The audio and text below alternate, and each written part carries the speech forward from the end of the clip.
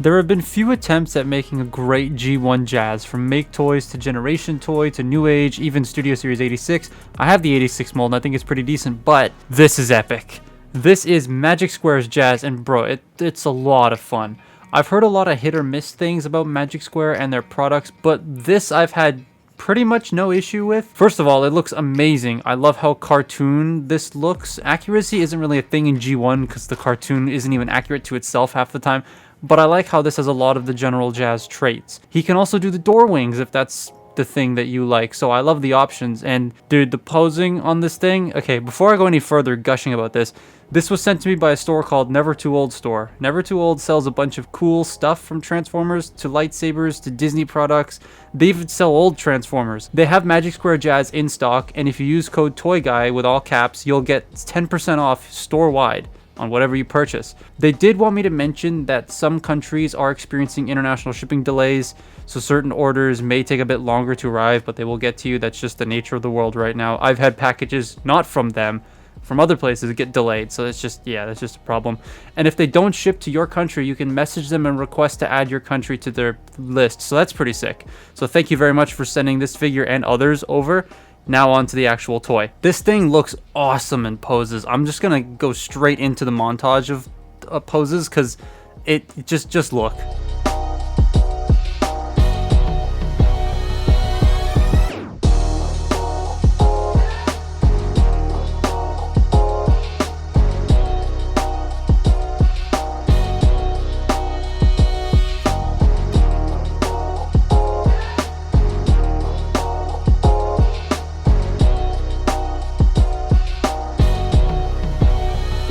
There are a couple of issues I have with this thing. One is the inner elbow paint is like, it chips too easily. Not too bad.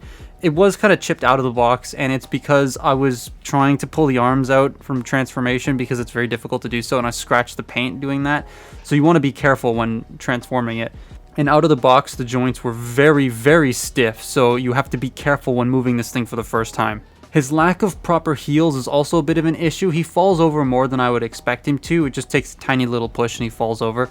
But you can just fold the spoilers down, and then that's problem solved if you don't mind how the spoilers on the back of the legs look. This is the Legends toy I've messed with the most recently. Like, of all the third-party ones I've had, this one is a lot of fun to just fool around with. He comes with a lot of accessories, and the instructions don't mention anything about them, so that's annoying. But you have loads of different display options if you want like episode-specific things. Personally, I never use them, so they stay in the little baggie. Maybe I'll use his missile launcher, but that's about it. He's pretty tiny. I mean, he's Legend scale, and next to like an upscale Stunticon or whatever, it looks neat. I actually really like that Motormaster size. That looks pretty cool. If some companies started making these a bit bigger, that would be even more epic. Oh my god. If we got like Generations or even Masterpiece scaled versions of these, that would be awesome. The actual articulation is really nice. He has a really deep ab crunch, and the head is super expressive. I just wish the plate underneath it would tab in. Hips are a bit weird. You have to be careful with the side flaps. You must move them out of the way first and then move the leg. Otherwise, you'll snap them right off. They don't work like other toys where you can just move the hip and the skirt will move out of the way. You have to move it yourself.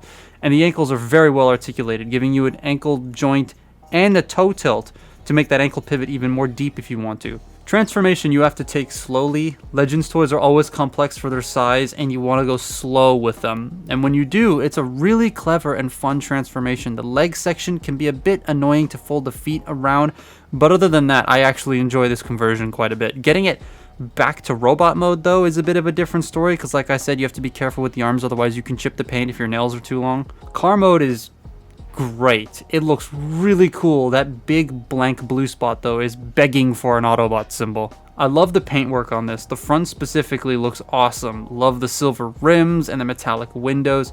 The doors can open, but they're really stiff, and I don't want to break the little tiny foldy panel there, so I'm not going to do it. The car is really small. Like, Never Too Old also sent over Monocrat Mega Tank, and when I got them both out of box and next to each other, I had a very good laugh, and so did my friends, at how small this Jazz was. Like, even when I opened it up out of the box, my mom saw the box it comes in and was like, that thing is tiny. Because the box is really small. Like, it's the size of maybe a large deck of cards. It also rolls really, really well, especially on grippier surfaces like my mouse mat, for example.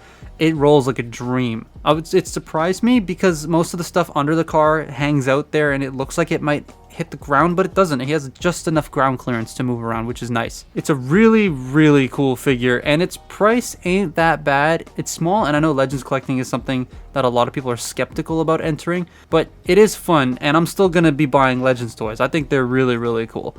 This dude is like, I think it's $50 on sale, $40 or $50 on sale right now on Never Too Old. And again, use the discount code in the description and all that to get 10% off, but it's a really good price. Like, I see this going for around this price everywhere, and I think that's totally worth it. But that's been my look at Magic Squares Jazz, or Blues as they call them. Follow me on Twitter and Instagram, and I'll see you next time. Bye-bye.